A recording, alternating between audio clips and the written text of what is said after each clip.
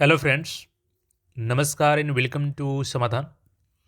साथियों, उम्मीद है कि आप सब अच्छे होंगे और साथ ही साथ आपकी स्टडी भी अच्छे से चल रही होगी।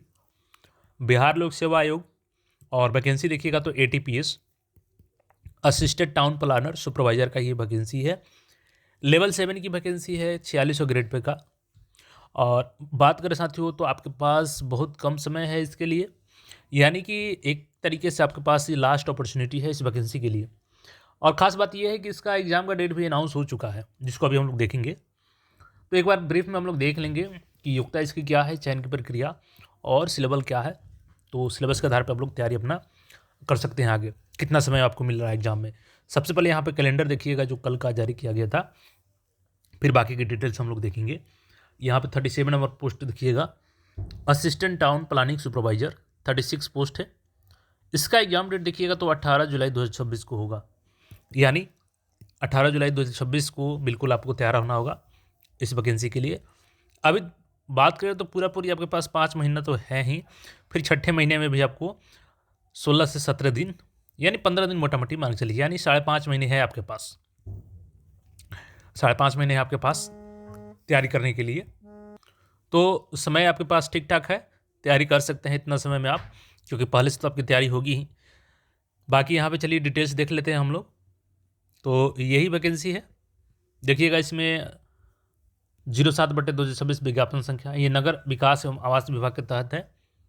सहायक नगर योजना टाउन प्लानिंग पर्यवेक्षक, टोटल 36 पोस्ट है, जिसमें यूआर का देखिएगा तो 13 पोस्ट है, इसमें महिला का 5 है। ईडब्ल्यूएस का 3 है, महिला का 1 है इसमें। अनुसूचित जाति में देखिएगा तो 6 रेगुलर पोस्ट और 1 बैकलॉग है, टोटल 7 पोस्ट है, जिसमें 2 महिलाओं के लिए है। अनुसूचित जाति में देखिएगा तो 1 पोस्ट है और वो भी बैकलॉग का है। ईबीसी का देखिएगा तो 3 पोस्ट है यहाँ पे और 1 पोस्ट यहाँ पे महिला के लिए रिजर्व है। पिछड़ा वर्ग में देखिएगा तो 5 रेगुलर है और 3 बैकलॉग है, यानी टोटल 8 वैकेंसी है, जिसमें महिला के लिए 2 रिजर्व है और पिछड़ा वर्ग की महिलाओं का 1 वैकेंसी है यहाँ पे। यानी टोटल 36 पोस्ट में 11 पोस्ट महिलाओं के लिए है, 1 पोस्ट आपका एक्स फ्रीडम फाइटर के रिलेटिव्स के लिए है। और यहाँ पे दिव्यांग अभ्यर्थियों के लिए देखिएगा तो दृष्टि दिव्यांगता वीआई के लिए 2 है, मूक बधिर दिव्यांगता के लिए 1 है और मनोविकार बहुत दिव्यांग के लिए 1 है। ये चीज़ें हो गई यहाँ से। और इसकी वेतन लेवल की बात करें हम लोग तो वेतन लेवल यहाँ पे जैसा मैंने बताया है आपको कि 7 का होगा, 4600 ग्रेड पे का। तो एक बढ़िया सैलरी भी है इसमें।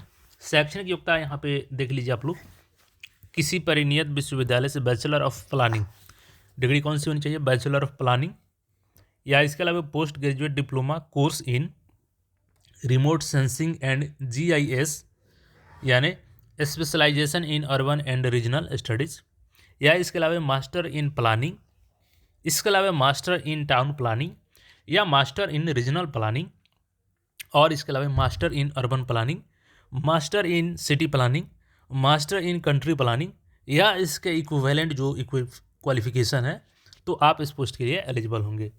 एक बार इंग्लिश में भी इस क्वालिफिकेशन को देख लीजिए कि थोड़ा सा भी आपको कन्फ्यूजन ना रहे, ठीक है। तो देखिएगा, bachelor of planning post graduate diploma course in remote sensing and GIS, specialization in urban and regional studies, master in planning, master in town planning, master in regional planning, master in urban planning, master in city planning, master in country planning और equivalent qualification from a recognised university. तो ये qualification को लेकर के आप लोगों को बिल्कुल कन्फ्यूजन नहीं होनी चाहिए। तो चलिए यहाँ से क्वालिफिकेशन हो गया। और उम्र सीमा देख लीजिए, 1 अगस्त 2025 के अनुसार न्यूनतम 21 वर्ष होनी चाहिए। पुरुष हैं अन्य पिछड़ा वर्ग यहाँ पे अनक्षित वर्ग के तो 37 होनी चाहिए। पिछड़ा वर्ग अत्यंत पिछड़ा वर्ग के पुरुष महिला दोनों को 40 वर्ष और जनरल कैटेगरी की महिला का भी 40 वर्ष। अनुसूचित जाति जनजाति के पुरुष महिला दोनों के लिए 42 वर्ष यहाँ पे एज लिमिट है। बाकी जो बिहार सरकार के बिहार गवर्नमेंट के अंतर्गत जॉब कर रहे हैं तो वो 5 साल की एज में छूट ले सकते हैं, अगर 3 वर्ष का रेगुलर सेवा दे चुके हैं तो एज लिमिट भी यहाँ पे देख लिया आपने। चयन की प्रक्रिया की बात करें साथियों तो देखिएगा यहाँ पे विज्ञप्ति पदों के विरुद्ध नियुक्ति हेतु सुयोग्य उम्मीदवारों के चयन के लिए लिखित परीक्षा का आयोजन किया जाएगा। इसमें आपका इंटरव्यू नहीं लिया जाएगा और लिखित परीक्षा 2 पत्रों की होगी, जिसमें एक पत्र अनिवार्य एवं एक पत्र वैकल्पिक होगा। प्रथम पत्र सामान्य अध्ययन वस्तुनिष्ठ ऑब्जेक्टिव होंगे और एक वैकल्पिक पत्र भी ऑब्जेक्टिव होगा, यानी टोटल ऑब्जेक्टिव पेपर का यहाँ पे एग्जाम होगा, ठीक है। अब देख लीजिए, सामान्य अध्ययन का जो पेपर होगा वो 2 घंटे का 125 प्रश्न, टोटल 100 अंकों का। और इसमें से आपको कोई एक चूज करना रहेगा। जैसे प्लानिंग में, तो प्लानिंग 2 घंटे का होगा, 125 प्रश्न, 100 अंकों का। या इसके अलावा आप ले सकते हैं इसको remote sensing and GIS, specialization in urban and regional studies. ये भी आपका 2 घंटे 125 क्वेश्चन 100, तो यानी टोटल 200 अंकों के आधार पे आपका मेरिट बनेगा। ठीक है, तो ये यही पेपर होगा आपका, बाकी इसमें अलग से कोई एग्जाम नहीं ली जाएगी। और मेधा सूची प्रतियोगिता परीक्षा लिखित परीक्षा के परिणाम के आधार पर चयन किया जाएगा आपका। यानी इसमें अलग से आपको मेंस के लिए कोई झंझट नहीं है, एक ही बार दोनों पेपर होगा आपका और उसी के आधार पर चयन कर लिया जाएगा। तो बिल्कुल आपके पास अगर क्वालिफिकेशन है ऊपर जो मेंशन किया गया है उसमें से कोई भी, तो आप इसके लिए ज़रूर भरिए, क्योंकि 14 जनवरी से ये फॉर्म भरा रहा है और लास्ट डेट इसका 5 फरवरी है।